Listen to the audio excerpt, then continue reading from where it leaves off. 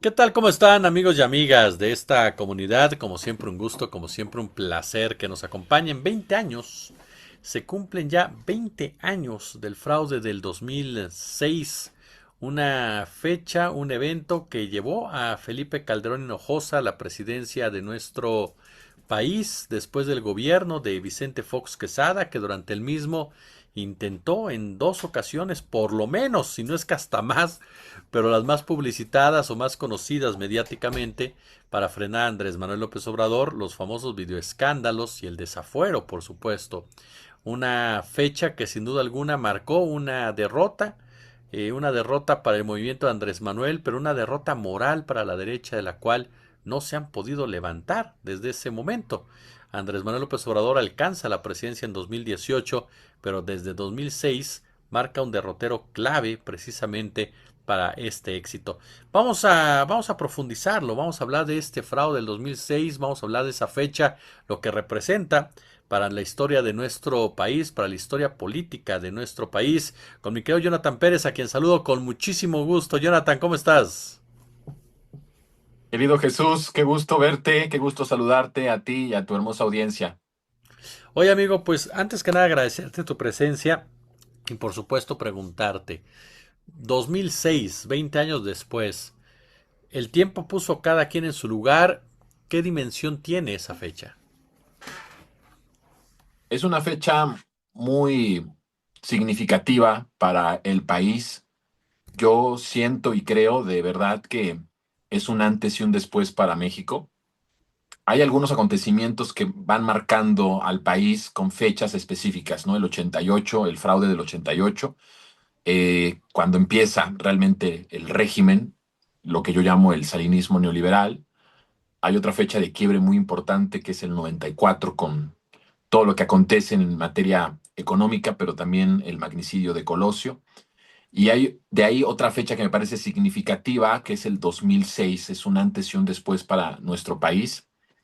Un intento por llegar a la presidencia de la República con López Obrador, con un antecedente del desafuero, con un antecedente de ya una intención abierta de utilizar al Estado, porque el fraude del 2006 empieza con el desafuero en realidad, no es un asunto que podamos considerar que son independientes, están conectados. Y ahí en el desafuero se muestra cómo el Estado, todo el aparato del Estado, y cuando estoy hablando del Estado hablo del poder legislativo, el poder ejecutivo, el poder judicial, iban en contra de la posibilidad de que López Obrador compitiera y ganara la presidencia de la República.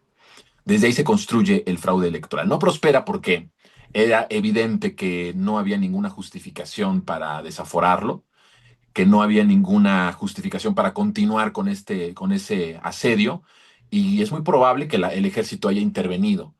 Los altos comandantes del ejército hayan advertido a Vicente Fox de que ellos no iban a salir a reprimir a la gente si se saliera de control las manifestaciones. Te acordarás que en todo ese proceso del desafuero se junta el millón de personas en las calles para defender a López Obrador. En una de las campañas orgánicas que yo era muy joven en realidad, en ese entonces todavía era menor de edad, pero me sorprendió muchísimo cómo la gente sacaba fuera de sus ventanas cartulinas con mensajes como no al desafuero, todos con el peje, defendamos la democracia. Y era algo que yo no había visto y creo que no he vuelto a ver desde ese momento y desde esos acontecimientos. Y lo podía ver en las zonas populares y me transportaba a otros lugares por la escuela o por otros lados y era lo mismo, ¿no? Mantas, lonas por todos lados. Fue una cosa impresionante. Bueno, ahí se empieza a construir el fraude y ahí se muestra cómo el Estado estaba dispuesto a utilizar todo lo que tuviera que utilizar para impedir la llegada de López Obrador. Y el 2006, como se frustra todo esto del desafuero, en el 2006 pues se hace un fraude electoral en donde participan los poderes fácticos todos en su conjunto. Participan los empresarios, los hombres del dinero, los potentados, participan los medios de comunicación, participa el Instituto Federal Electoral, que hay que recordar que ese instituto es un instituto salinista, lo crea Carlos Salinas de Gortari para aparentar democracia, para institucionalizar los fraudes electorales, porque en realidad no cambió absolutamente nada de las trampas, de las formas de la antidemocracia del PRI, y crean justamente ese instituto para, pues, callar voces. En alguna ocasión, sabrás tú, sobre todo en el 2000, tratan de poner personajes, digamos, de, de cierto nivel intelectual para tratar de decir que el instituto era un instituto ciudadano, intelectual, con personas completamente honestas.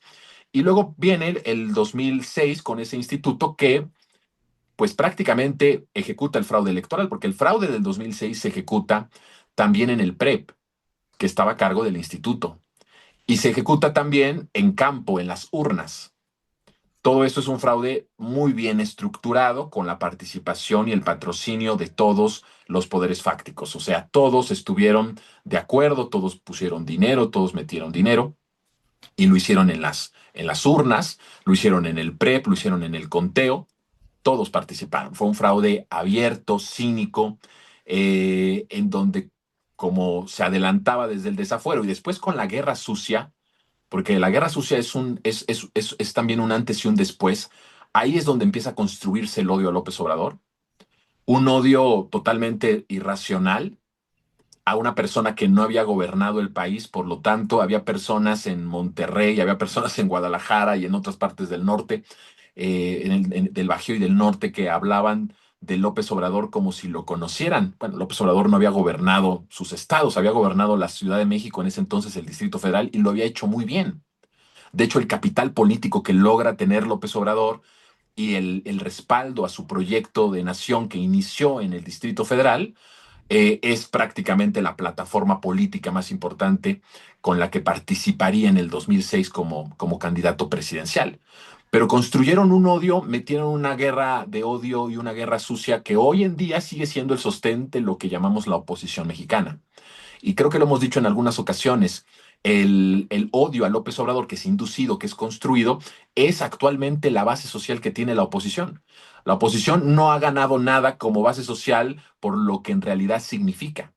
No lo ha hecho por lo que no lo ha construido porque haya tenido virtudes o tenga virtudes políticas o decisiones políticas beneficiosas para las mayorías. No, en realidad, si tú te das cuenta y somos fríos, la base social de la oposición de la tradicional del PRIAN y la nueva que ahora no somos México, Guadalupe Acosta y todos estos personajes reciclados, no hay otro que el mensaje, el discurso anti-López Obradorista, el odio hacia López Obrador, lo acabamos de ver con la cuestión de Monsiváis y el Universal.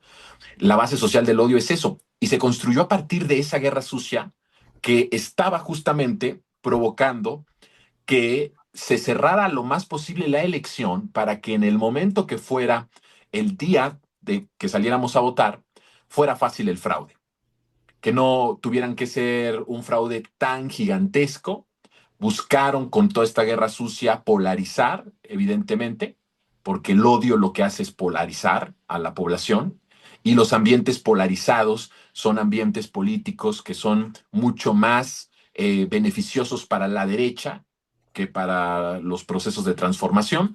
Y entonces con todo lo que hicieron, con toda esta guerra sucia, lograron tener o llevar a un nivel justamente de incluso de confrontación social en el 2006, en los últimos días, en las últimas semanas, y por lo tanto se fue acortando la diferencia entre Andrés Manuel y Felipe Calderón, de tal forma que el último día que López Dóriga, en el noticiario estelar del Canal de las Estrellas, tuvo y publicó una encuesta, estaba ahí Mitofsky, estaban ahí la encuestadora. Y entonces le pregunta Joaquín López Dóriga cómo vamos, estaban a unas horas de elección, a cuántos puntos está arriba Andrés Manuel o cómo vamos a llegar a la presidencia. Y entonces Roy Campos le dice por 4 o 5 puntos. Y Joaquín López Dóriga dice, bueno, eso ya es un empate, ¿no? Y Ray dice, no, bueno, podemos decir que sí es un empate, pero es mejor llegar empatados con una ventaja que llegar empatados con una desventaja, ¿no? Haciendo esta alusión a Felipe Calderón. Bueno, desde ahí también mediáticamente se va construyendo y se va preparando porque las encuestas se empiezan a cerrar todos participaron para que en el momento en el que se diera a conocer que el margen era muy pequeño y que ese margen pequeño era a favor de Felipe Calderón, la gente como que lo normalizara o dijera, ah, pues ya nos lo habían adelantado y no pasara absolutamente nada. Todos participaron. ¿Y qué es lo que sucedió? Pues que se comete el fraude, diría yo que es uno de los fraudes probados más cínicos, si no es que el más cínico de la historia de nuestro país. Y esto pues trae como consecuencia, si quieres ya lo plantearemos esto, pero trae como consecuencia la imposición de lo que yo llamo un quiebre del régimen, un quiebre de lo que fue hasta ese momento el salinismo neoliberal y que empezaba, que continuaba siendo el salinismo neoliberal, pero con ingredientes que me parece que son cosas que no tenemos que olvidar y que siguen siendo heridas profundas en nuestro país que no se van a poder resolver jamás, Jesús. Porque el fraude electoral trajo consigo no solamente el robo, no solamente cómo todos los poderes, los medios de comunicación, los empresarios, como todos se unieron, ¿no? El propio Instituto Federal Electoral, los intelectuales orgánicos, todos se unieron para primero ejecutar el fraude y después invisibilizarlo, para que no hubiera en los medios de comunicación las voces de los que estaban denunciando el fraude electoral. Prácticamente desaparecen a López Obrador de los medios de comunicación en plena denuncia del fraude electoral y teniendo en las calles movilizadas a miles de cientos de miles de personas.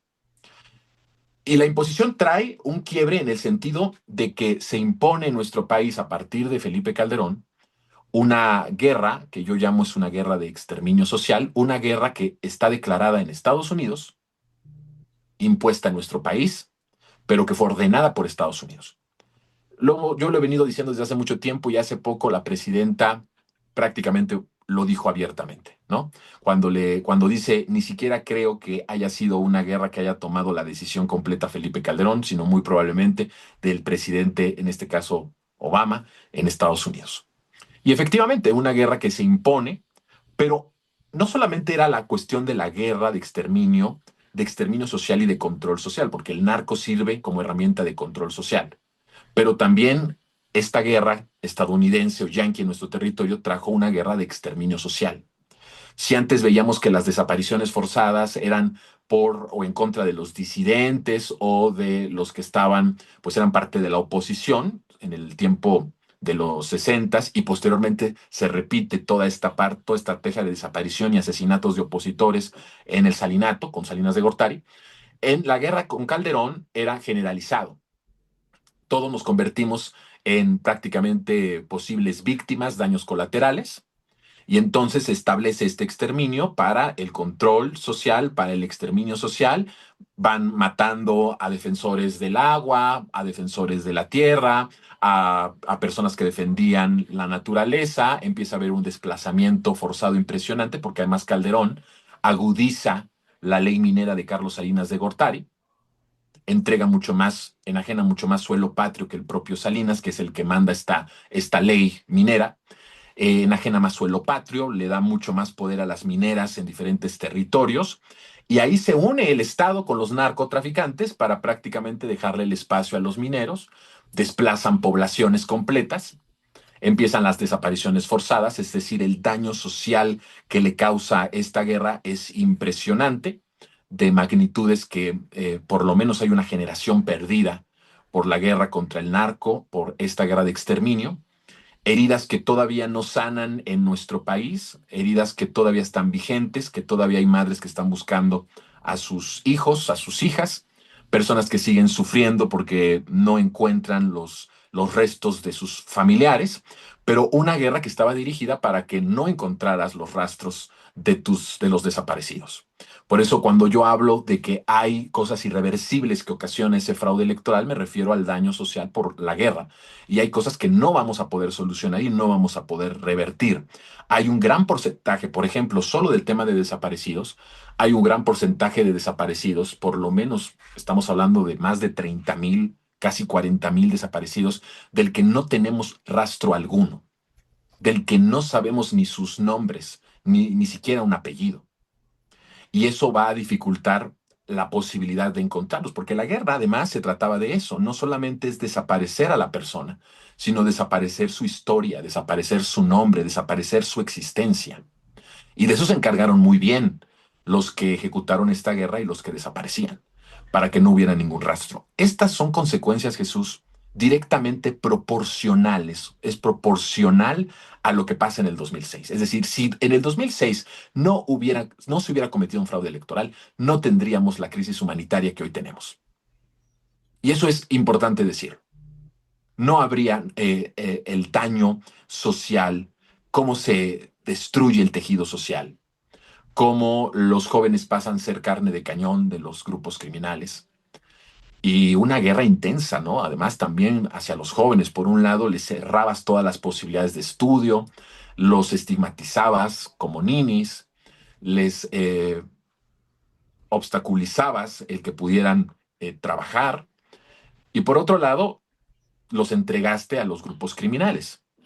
Y son justamente los jóvenes, esa generación, por eso hablo yo de una generación perdida, porque hay una generación perdida de jóvenes que se enlistaron en las filas del crimen organizado, ya sea por necesidad económica o de manera forzada.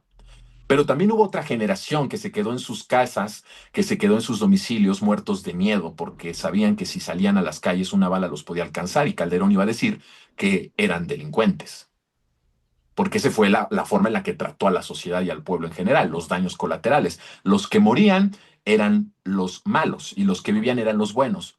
Él siempre iba a vivir porque obviamente él declaró la guerra desde el búnker, rodeado de militares, desde Los Pinos, ¿no? Con una protección completa. Él nunca iba a morir, por lo tanto, él siempre iba a ser el bueno. Pero los demás eran los malos. El daño a los jóvenes fue y sigue siendo en estos momentos, me parece, irreversible. Sigue habiendo cicatrices muy profundas del daño que le hizo socialmente al país, en cuestión de todo lo que venimos arrastrando a partir de ese momento y que además cometieron este asunto, cometieron este hecho y se aseguraron de que no se pudiera revertir, que muchas de estas cosas no se pudieran revertir. Y entonces, ¿qué es lo que tienes cuando tienes un México así? Pues un México que va a tener una herida permanente de miles de desaparecidos, de personas que ya no sabrás jamás en dónde están, que nunca vas a volver a ver ni siquiera un hueso de ellos, por duro y difícil que parezca, esa es la realidad de nuestro país. Entonces el fraude trajo eso y también trajo el empoderamiento de los poderes fácticos. Es como un relanzamiento de los poderes fácticos, porque habían impuesto un presidente con intenciones muy claras en temas económicos, en temas sociales, en el tema de cómo ibas a tratar el negocio de la droga. Y todo eso era un proyecto muy bien construido. Por eso es que hubo tanta insistencia en que López Obrador no llegara a la presidencia. Ellos sabían que él representaba algo, pero tal vez lo que los hace tomar la decisión de que de ninguna forma López Obrador tenía que llegar a ser presidente de la República es el gran discurso histórico de Andrés Manuel en el desafuero en la Cámara de Diputados, en donde prácticamente le dice a los poderes fácticos en la tribuna popular, que tendría que ser la máxima tribuna popular, que sabemos que no lo es, pero que tendría que serlo, le dice y le manda un mensaje a Estados Unidos y le manda un mensaje a los poderes fácticos, a los oligarcas, a los medios de comunicación, y ahí empieza a delinear cuál era el país que Andrés Manuel visualizaba y habla de una nueva política, habla de un nuevo pacto social, habla de una nueva legalidad. Estaba diciendo, ahí estaba anunciando el cambio al Poder Judicial. Ahí estaba diciendo que iba a pasar en algún momento de este proceso de transformación el cambio sustancial, estructural del sistema judicial. Hablaba de un pacto social, hablaba de una nueva política, de una nueva generación de políticos que amaran y que respetaran al pueblo. Hablaba de una nueva economía. Estaba planteando un montón de cosas que evidentemente al sistema, a Estados Unidos, a los poderes fácticos no le convenían, porque ellos ya tenían un plan trazado para cada una de estas materias, económico, social, el manejo del negocio de las drogas, y sabían que era Calderón al que podían manejar, al que podían ningunear. Hay que acordarse que en los cables que se mandan a la embajada estadounidense, cuando se refieren a Felipe Calderón, abiertamente dicen que ganó en la presidencia un amigo de Estados Unidos. Es decir, estaban diciendo que había alguien pro-yanqui, ¿no? Por lo tanto, no les fue difícil poder, por ejemplo, entregar la Marina, que es parte de lo que nosotros hemos hablado, pero que revela el propio López Obrador en la carta hace unas semanas en las redes sociales, en donde dice que lo que querían en tiempos de López Obrador era también, pues, capturar a las Fuerzas Armadas, al ejército, como lo habían hecho con la Marina en tiempos de Calderón. Sí, Calderón entregó operativamente a la Marina a el servicio de la DEA. Y eso me parece que es importante decirlo porque muestra mucho del entreguismo también que significó Felipe Calderón, como yo creo que pocos presidentes, porque sabíamos que en el pasado habían presidentes que habían trabajado abiertamente para la CIA y que evidentemente estaban pues bailando al son que pusieran los Yankees. Pero en el caso de Felipe Calderón fue algo nunca antes visto. O sea, antes de Calderón no habíamos visto algo así, tan abiertamente, que entregues una parte de tus Fuerzas Armadas, una parte o el control operativo de una parte de las Fuerzas Armadas, se la entregues a una agencia estadounidense, como fue en este caso la Marina, a la DEA. La Marina incluso hubo tiempos con Calderón que hacía cosas que Calderón ni se enteraba. Llegó a hacer cosas en contra del cártel de Sinaloa, que era el protegido de la Policía Federal de García Luna, y hubo ahí complicaciones por ese motivo. El que el propio Felipe Calderón haya entregado en 2008 con George Bush y en 2010 con Barack Obama la inteligencia militar, la inteligencia estratégica, la entrega Felipe Calderón a Estados Unidos. ¿Cómo puedes tú decir que un país extranjero tenga el control de tu inteligencia estratégica? ¿Qué es lo que estaba haciendo ahí Calderón? Pues prácticamente estaba dándoles completamente el control al Pentágono, control a las agencias estadounidenses para controlar políticamente, socialmente a los que fueran presidentes de la República. Esa es la realidad. Entrega prácticamente el país, entrega el territorio, millones de hectáreas a los mineros, entrega el país a los delincuentes, incendia todo el país, les da el control a través de la Marina y la DEA, que protegían a unos grupos criminales, a través de la Policía Federal, protegiendo y expandiendo el gran poder del cártel de Sinaloa, incendia el país, prácticamente entrega el país, ya sea a delincuentes, a los gringos, y crea lo que todavía hoy estamos tratando de resolver, pero que, como te digo, hay cosas de ese fraude de 2006 que van a ser irreversibles. Acuérdate también que es con Calderón que se hace uno de los primeros intentos por la privatización de Pemex. Claro. En el 2009 intentan ellos privatizar Pemex y es donde empieza el movimiento de las Adelitas, en donde la presidenta está a cargo de ese movimiento y logramos parar la privatización. Pero es ahí. Calderón, el fraude de Calderón no es una casualidad. Eso hay que dejarlo claro. No es un hecho en donde, cometemos el fraude y ya. No, ellos sabían que tenían que imponer a un personaje con estas características para poder llevar a cabo todo lo que tenían que llevar a cabo y que lo hicieron a partir de ese momento. Y creo que lo más terrible es la parte social, ¿no? El daño humano, la crisis humanitaria en la que todavía estamos adentro, claro, con 46% menos de homicidios. Eso es muy importante, eso es muy significativo, pero sigue habiendo gente que, por desgracia, Jesús, no se le va a poder hacer, ni se le va a poder dar justicia. Totalmente. Mi querido Jonathan Pérez, yo de verdad te agradezco mucho este análisis siempre tan profundo, tan interesante y que nos permitas aprender tanto de ti, querido amigo. Muchísimas gracias, oye. No, hombre, Jesús, te mando un fuerte abrazo. Siempre es un honor y un gusto estar contigo y con tu gran audiencia.